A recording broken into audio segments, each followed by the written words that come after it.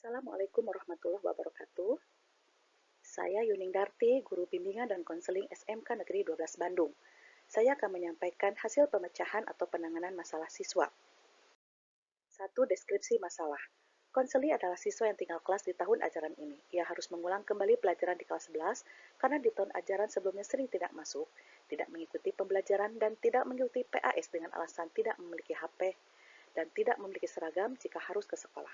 Padahal pihak sekolah sudah memberikan bantuan pinjaman komputer di lab komputer untuk keperluan PAS dan memberi seragam gratis kepada konseli. Laporan wali kelas dan beberapa guru mata pelajaran, beberapa tugas tidak ada, lalu keaktifan konseli di kelas saat kegiatan belajar mengajar juga kurang.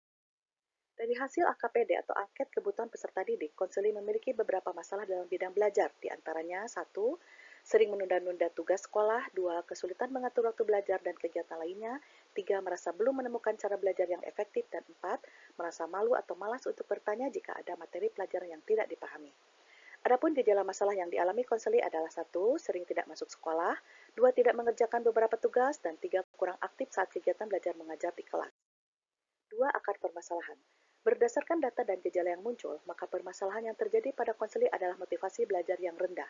Beberapa gejala masalah yang muncul adalah sering tidak masuk sekolah, tidak mengerjakan beberapa tugas mata pelajaran, dan kurang aktif saat kegiatan belajar mengajar di kelas. 2.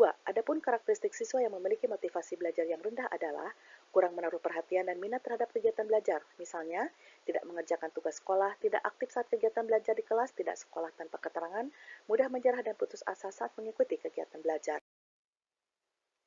3. Alternatif solusi.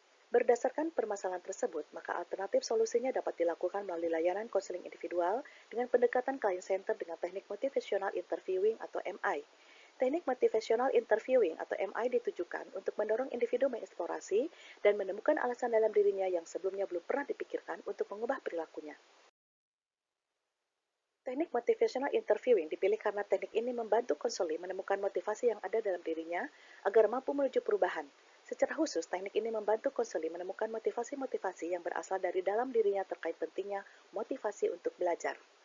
Menurut Nur Ihsan, pendekatan client center memiliki pandangan bahwa semua individu bergerak secara naluriah ke arah realisasi potensi yang ada pada diri mereka.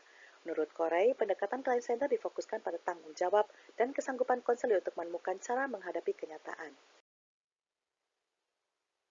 Dalam pendekatan client center, masalah motivasi belajar yang rendah disebabkan karena konseli belum mampu memahami diri sendiri untuk mengembangkan potensinya dan memecahkan masalahnya. Adapun teknik konseling yang dipilih untuk meningkatkan motivasi belajar adalah teknik motivational interviewing. Teknik ini ditujukan untuk memperkuat motivasi intrinsik dan komitmen seseorang untuk melakukan perubahan. 4. Hasil pemecahan masalah. Setelah diberikan bantuan layanan melalui konseling individual dengan pendekatan client center dengan teknik motivational interviewing atau MI, maka diperoleh hasil pemecahan masalah di antaranya 1. Konseling memiliki tanggung jawab untuk mengikuti pembelajaran dengan sungguh-sungguh, dan 2. Konseling mampu meningkatkan motivasi belajarnya. Adapun sumber rujukan solusi atau pemecahan masalah di antaranya 1. Koreji tahun 2013 dengan judul Teori dan Praktek Konseling dan Psikoterapi Bandung Revika Aditama. 2. Nur Ihsan AJ tahun 2021 Teori dan Praktek Konseling Bandung Revika Aditama. 3. Syawitri M dan Karneli Y tahun 2022 Konseling individual dengan teknik motivational interviewing untuk meningkatkan motivasi belajar anak di panti asuhan. Konsenesia Indonesian Journal of Guidance and Counseling volume 3 halaman 22-29. Demikianlah pemecahan masalah siswa. Terima kasih. Wassalamualaikum warahmatullahi wabarakatuh.